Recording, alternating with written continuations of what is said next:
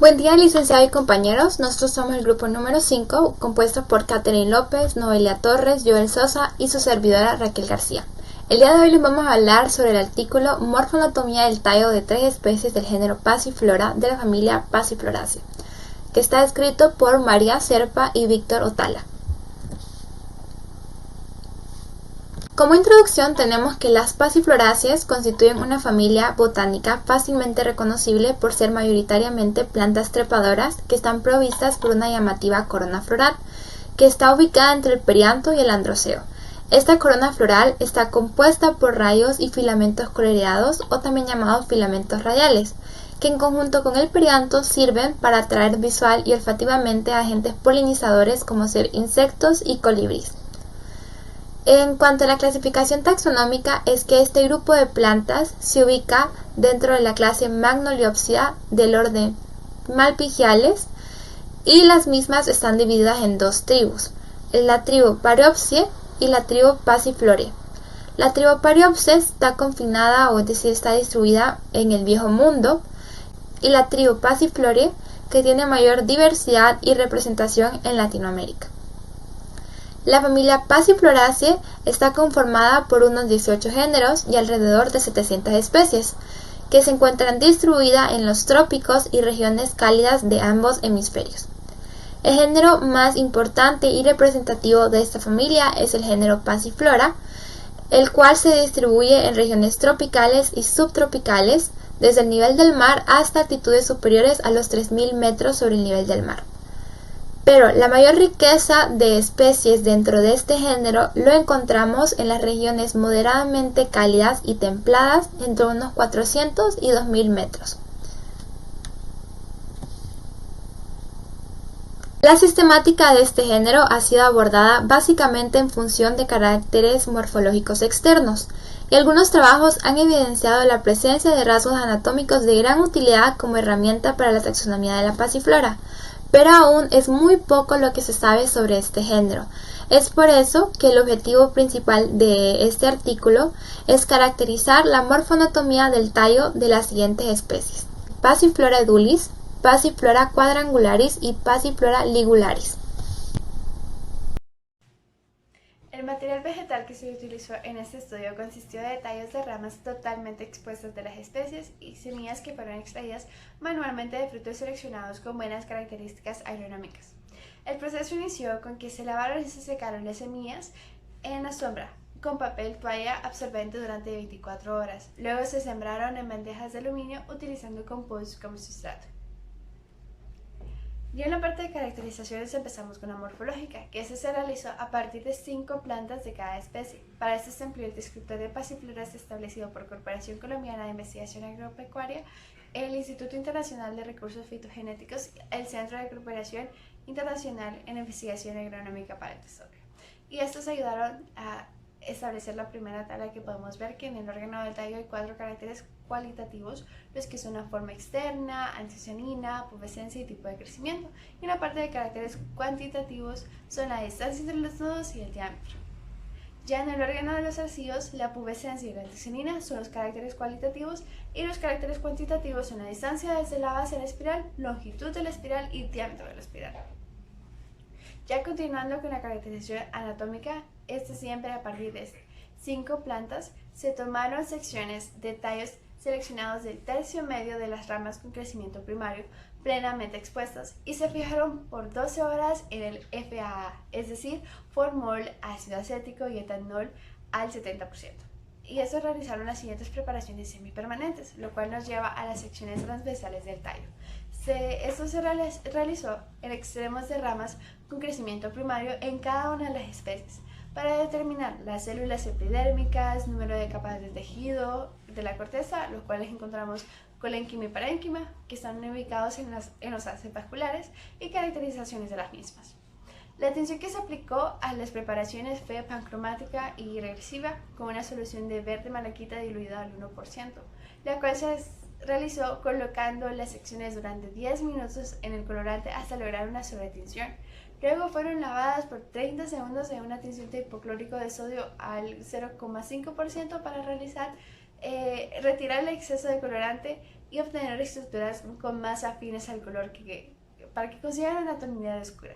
Pero parte de estas no absorben toda la tinción, entonces dando un resultado de tinción diferencial. Enseguida, después se lavaron con agua destilada para quitar los restos de hipoclorito de sodio. Las secciones se realizaron a mano alzada y el montaje se efectuó en una solución de agua y glicerina. Al finalizar, con ayuda del microscopio óptico, se observaron las características anatómicas de las muestras para comparar las especies, estableciendo diferencias y similitudes. Resultado de la morfología en tallo. Como podemos observar en las tablas de resultado, no se evidenciaron antocianinas y pubescencia en tallos y zarcillos en ninguna de las especies estudiadas, y todas presentaron un hábito de crecimiento trepador. En Passiflora quadrangularis, el tallo se observó de forma cuadrangular, con 4 alas bien marcadas, característica que difiere en las especies de Passiflora edulis y Passiflora ligularis, que se observaron tallos lisos y de forma circular. La mayor distancia entre nudos se observó en Passiflora edulis, con 10.55 centímetros de longitud, seguido de Passiflora quadrangularis, con 5.02 centímetros de longitud, y los entrenudos más cortos se observaron en Passiflora ligularis, con 0.64 centímetros de longitud. Con relación al diámetro del tallo, los más robustos fueron los de Passiflora quadrangularis, con 4.73 milímetros, y Passiflora edulis, con 3.6 milímetros de grosor. En resultados de morfología de zarcillos, se analizaron 3 medidas, que es la distancia desde la base a la espiral, la longitud total de la espiral y el diámetro de la espiral.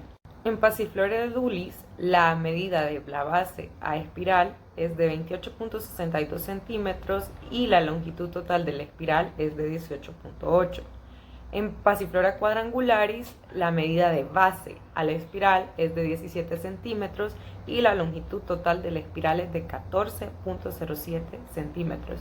Y finalmente, en Passiflora ligularis, la medida de base a espiral es de 8.42 centímetros y la longitud total de la espiral es de 6.41 centímetros.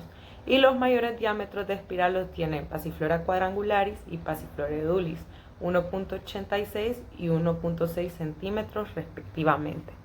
Dato importante a resaltar es que los zarcillos de Passiflora edulis, a pesar de ser más largos, presentan diámetros menores que los de Passiflora quadrangularis. Posiblemente los zarcillos de esta especie se presenten cortos y gruesos a fin de darle sostén a la planta, que presenta generalmente tallos más gruesos, y además es la especie de Passiflora que tiene frutos de mayor tamaño y peso, llegando a producir frutos hasta de 3 kilogramos. Buenas, yo presentaré los resultados anatómicos encontrados. En cuanto a resultados anatómicos, se encontró una epidermis uniestrata, glabra y dispuesta compactamente en las 3 especies.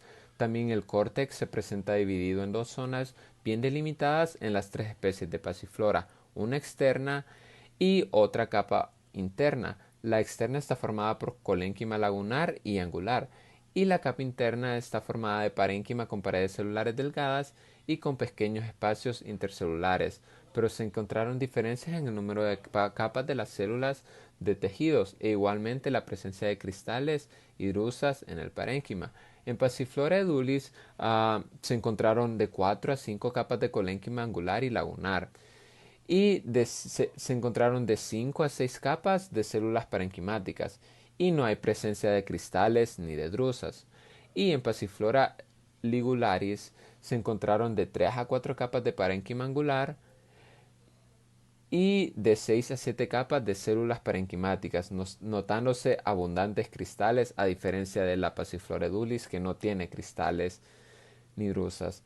Y en la Passiflora quadrangularis se encontró de 1 a 2 capas de parénquima angular y de 6 a 7 capas de células de parénquima con presencia abundante de cristales y drusas, a diferencia del edulis, que no tiene ni cristales ni drusas, y la ligularis, que no tiene drusas, solo cristales.